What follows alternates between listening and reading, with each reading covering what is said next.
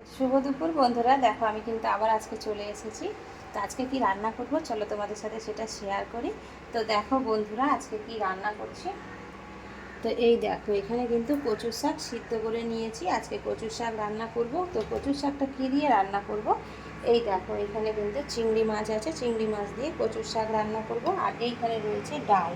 তো এখানে ডাল বসিয়ে দিয়েছি, ভাত উপুল করা হয়ে গেছে। আর আলু সিদ্ধ করে নিয়েছি, টমেটো ভাতে সিদ্ধ দিয়েছি। তো আলু সিদ্ধ মাখবো, টমেটো সিদ্ধ মাখবো। আর তার সাথেই দেখো ডাল হচ্ছে আর কচু শাক হবে। এই কিন্তু আজকে দুপুরের মেনু। তো চলো বন্ধুরা দেখতে থাকো। তো বন্ধুরা দেখো, এখানে কিন্তু আমি চিংড়ি মাছ ভাজতে বসিয়ে দিয়েছি। আর তার সাথে দেখো এখানে কিন্তু লঙ্কা ভাজা তুলে নিয়েছি, কেননা আলু সিদ্ধ আর টমেটো মাখা মাখবো বলে। তো বন্ধুরা দেখো, এইখানে কিন্তু আমি টমেটো দেখো বের করে নিয়েছি ভাত থেকে। তো প্রচুর গরম, তোমাদেরকে দেখাতে পারছি না মাথাটা। আর এই দেখো আলু সিদ্ধ কিন্তু এখানে নিয়ে নিয়েছি, শুকনো লঙ্কা দিয়ে, সর্ষের তেল দিয়ে আর কাঁচা পেঁয়াজ দিয়ে মাখবো, যেহেতু ডাল হচ্ছে। আর ডালও দেখো প্রায় হয়ে এসছে।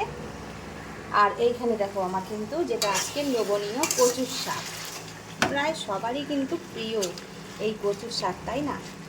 সবাই কিন্তু এই কচুর শাক খেতে খুব ভালোবাসো কম বেশি।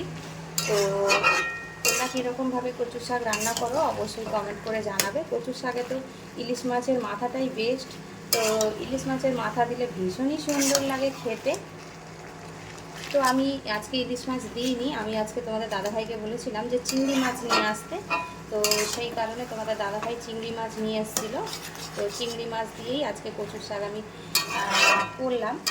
তো এইরকমভাবে মানে চিংড়ি মাছ দিয়ে আমি কিন্তু কোনোদিনও করিনি, আমি ইলিশ মাছের মাথা দিয়েই করেছি, আর না হলে নিরামিষ রান্না করেছি।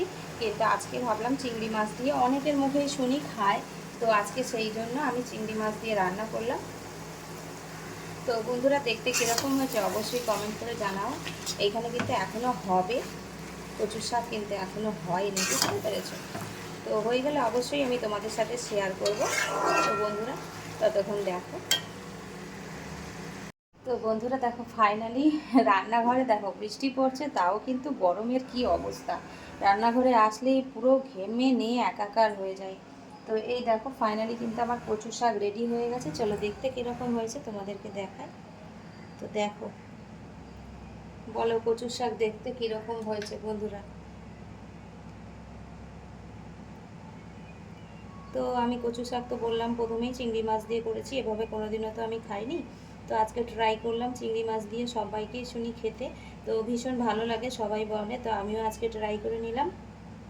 তো এটাই ছিল আজকে আমার ভিডিও বন্ধুরা। তোমাদের যদি ভালো লাগে তাহলে অবশ্যই একটা লাইক কমেন্ট করে দিও। তো চলো বন্ধুরা, আজকের মতন টাটা, আবারও দেখা হচ্ছে নেক্সট ভিডিওতে।